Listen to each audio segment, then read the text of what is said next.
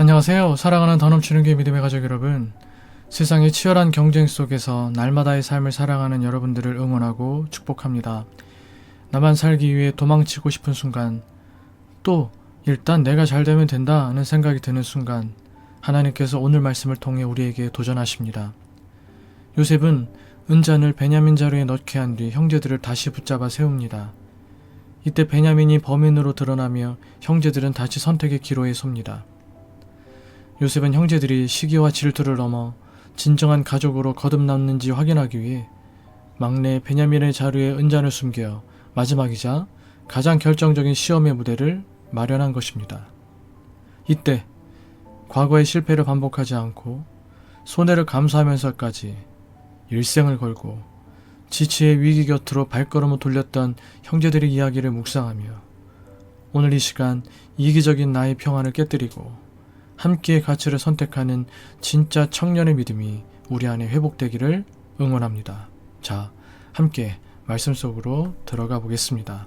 오늘 창세기 44장 1절에서 17절 말씀, 이 영상을 잠시 멈춤해 두시고 여러분들께서 먼저 개인적으로 오늘 본문의 말씀을 읽어 주시기 바랍니다.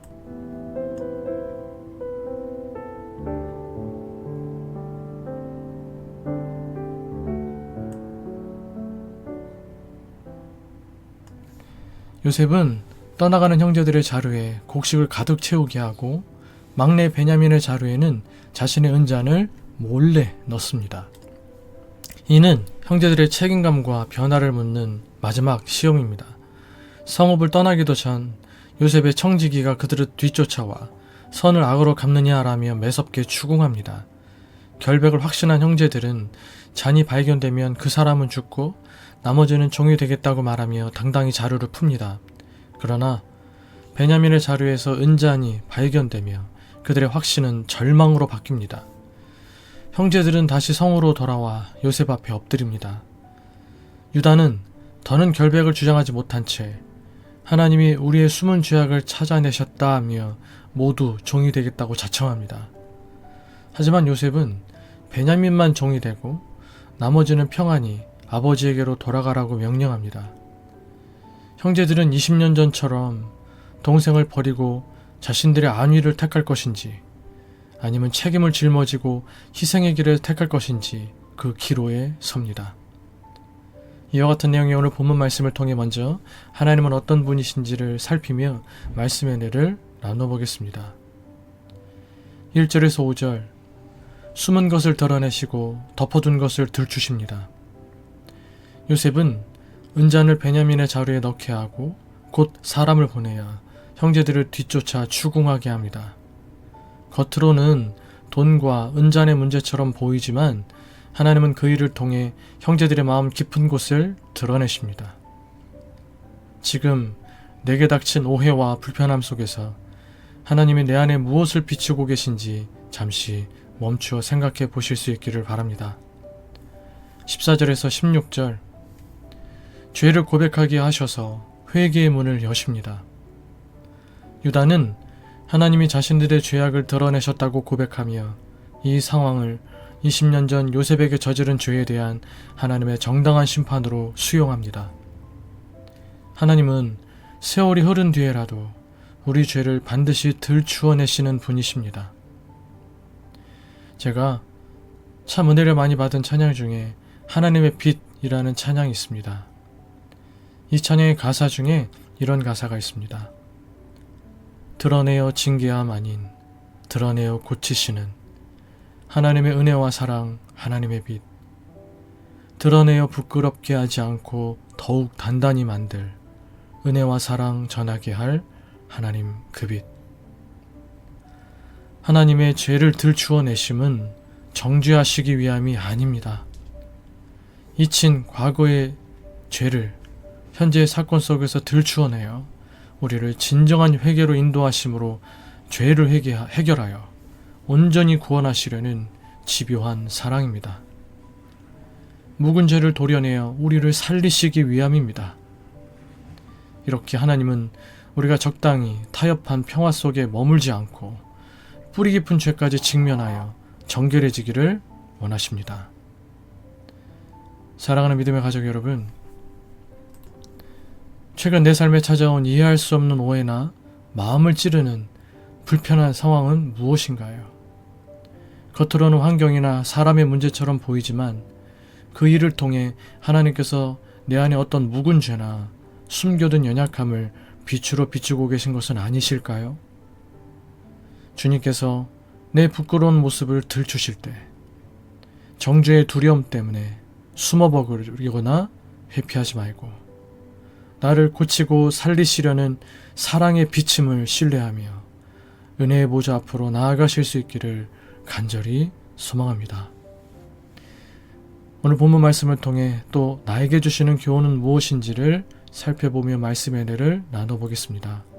6절에서 13절, 형제들은 자기들의 자루에서 은잔이 발견되면 그 사람은 죽을 것이고 나머지는 종이 되겠다며 결백을 주장했으나 결국 베냐민의 자루에서 은잔이 발견됩니다.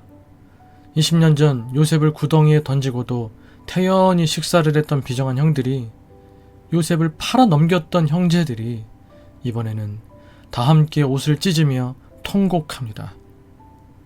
베냐민만 노예로 남겨두고 떠날 수 있음에도 짐을 다시 싣고 베냐민과 한몸이 되어 요셉의 성으로 발길을 돌립니다. 가장 절망적인 순간처럼 보이지만 한 사람의 아픔을 함께 짊어지는 이 장면은 사실 가장 희망적인 순간이었습니다. 나만 살겠다고 도망치지 않고 형제의 위기를 나의 위기로 여기며 고난의 현장으로 함께 걸어 들어가는 그 자리에서 진정한 회복과 구원의 역사가 시작되고 있는 것입니다. 17절, 요셉은 베냐민만 종이 되고 나머지는 평안히 올라가라고 말합니다. 이 순간 형제들은 과거처럼 한 사람을 남기고 자신들의 안정을 택할지 아니면 함께 책임질 것인지 시험대에 서게 됩니다. 결국 믿음의 진정성은 말의 다짐보다 손해를 감수하더라도 믿은 대로 행동하는 길을 선택하는 데서 드러납니다. 내 주변에 베냐민처럼 억울한 고난을 당하거나 위기에 처한 지체, 가족, 동료가 있을까요? 그 사람의 아픔을 보며 나만 아니면 돼 라면서 태연히 지나치고 있지는 않으신가요?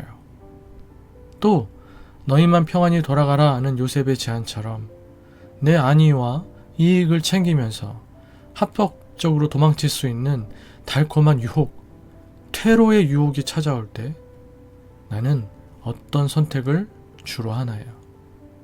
혹시 지금 아니면 이번 주 한 주 가운데 내가 믿는 바를 증명하기 위하여 손해와 희생을 감수하고서라도 행동으로 옮겨야 할 구체적인 선택이 다가올 때 요셉의 형제들과 같은 위험한 동행을 선택함으로 우리의 믿음을 증거할 수 있는, 거기서부터 시작되는 구원과 생명의 길을 누리게 될 수 있는 모든 믿음의 가족들 다 되실 수 있기를 주님의 이름으로 축복해 드리겠습니다.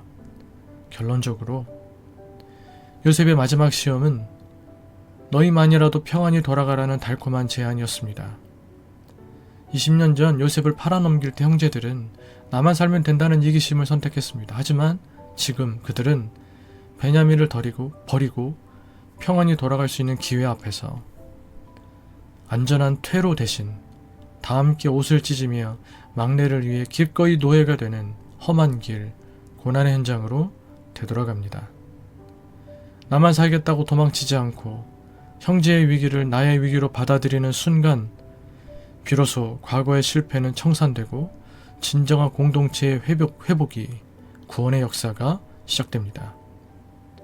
우리의 믿음이 진실하다는 증거는 화려한 다짐에 있지 않습니다. 다른 사람들을 감동시키는 말에 있지 않습니다. 내가 손해가 올지라도 믿은 바를 행동으로 옮기며 끝까지 곁을 지키는 그 선택에 우리의 구원이 담겨 있습니다. 기도하시겠습니다. 기도하실 때 첫 번째, 우리가 외면하거나 숨겨둔 묵은 죄가 있다면 하나님의 빛으로 비추어 살려주시옵소서. 당장의 불편함과 오해를 피하려 하기보다 저를 정결하게 하려 하여 살리시려는 주님의 사랑 앞에 정직하게 나아가게 하소서. 두 번째로, 나만 살겠다는 이기심을 버리고 고통받는 지체와 함께 옷을 찢으며 슬퍼할 수 있는 마음을 주시옵소서. 세 번째, 말로만 하는 다짐에 머물지 않고 손해와 희생이 따르더라도 믿음의 길을 선택하게 하소서. 안전한 퇴로보다 주님이 원하시는 책임의 자리를 지킴으로써 저희의 삶을 통해 하나님의 일하심이, 하나님의 은혜가, 하나님의 생명이, 하나님의 영광이 나타나게 하여 주시옵소서. 기도하시는 이 아침 되시기를 바라겠습니다. 계속해서 교회를 위해서, 믿음의 가족들 서로를 위해서, 또 부족한 저를 위해서 여러분들의 개인적인 기도 제목들에서 기도하시다가 일상의 삶을 시작하실 수 있는 이 아침 되시기를 바라겠습니다. 함께 기도하시겠습니다.